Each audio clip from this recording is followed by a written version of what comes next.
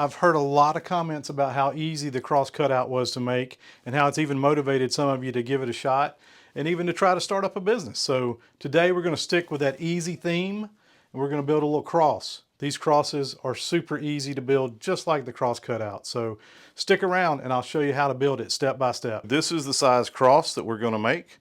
The long pieces are 11-inch. The small pieces are 3-inch.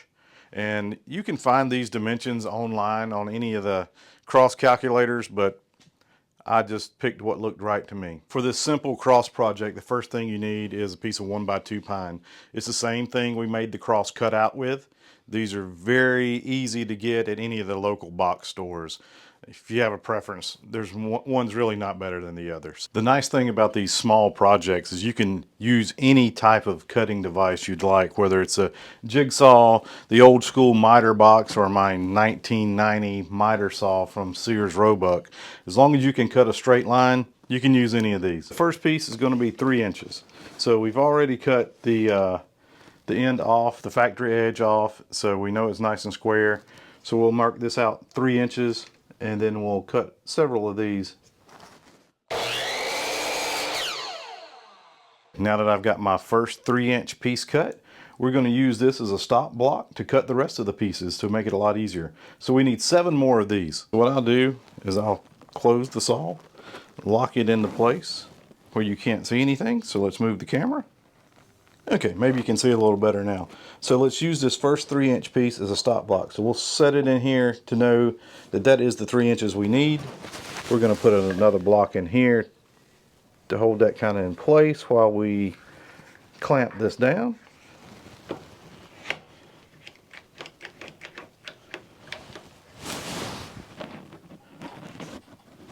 And then we'll release the saw.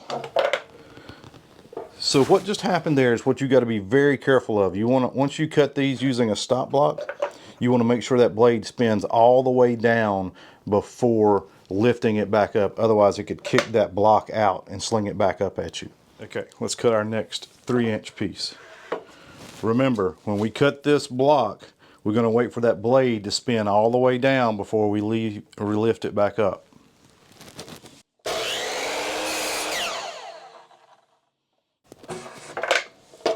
See, that's why we let the blade spin all the way down before releasing.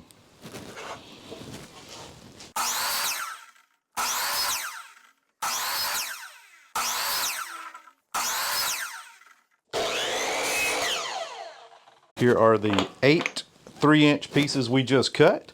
They're going to fall into place just like this. And then there's 6 in the bottom. And then the next step we have to do is cut 2 11-inch cross pieces, and that'll be the end of this project besides gluing it up. We should have just enough board left to do that. So the 11-inch piece is a little harder to do a stop block for. By the time you put it against the blade, it hangs off the end of our piece. We can clamp a piece here, but if you're only making 2 pieces, it's just as easy to mark out another 11-inch piece and cut it. So what I'll do is just use this board. I'll get it flush on the end, slide it to the blade.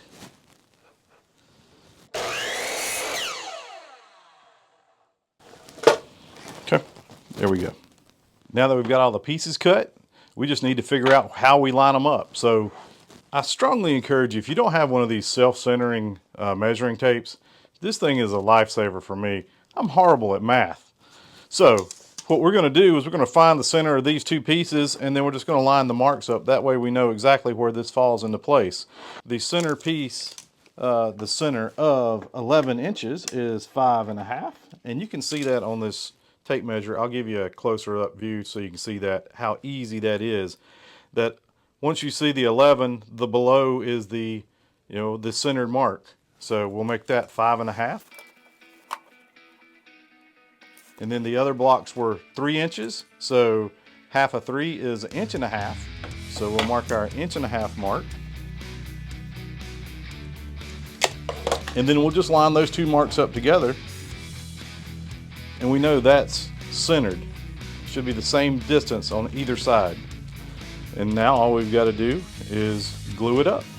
I know I was just singing the praises of this self-centering measuring tape to get the center marks. But the other piece that comes in extremely handy is this Kreg multi-tool. It can slide it in and out up to 6 inches.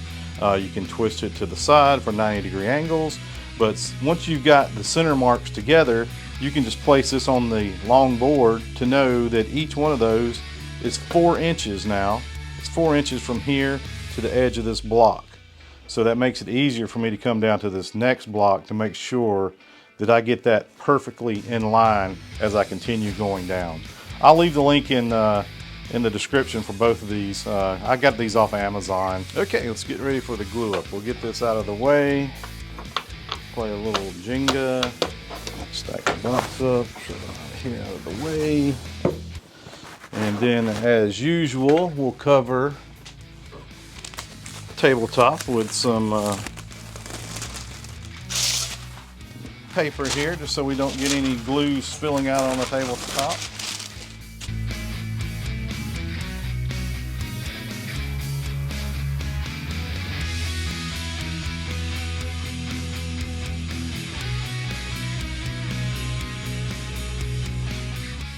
Get it all glued up. Got a little glue seepage on the back. We'll sand that off, make it look nice. And then we're gonna do something a little different with this one.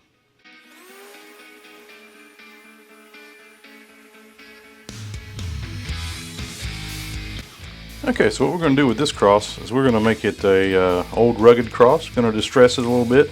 I've got some nails that I've saved from where I tore down some pallets and did a pallet project. But what we're going to do is we're just going to set these on the cross and we're going to hit them with a hammer.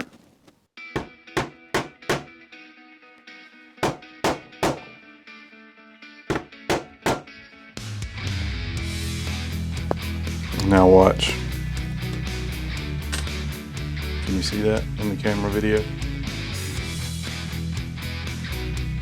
So we'll do that a couple more times and then we'll hit it with a wire brush and just stress it a little more.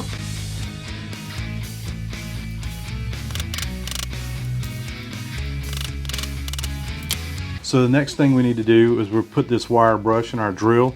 We'll run over it a couple times and distress it a little more, and it'll turn out surprisingly well. For the next part, we're going to clamp the cross to my tabletop just so it doesn't get away from us here. If you're going to be doing this, you'll need to have some safety glasses because these little wire shards will come off of this wire brush if you're not careful. So let me go grab some glasses.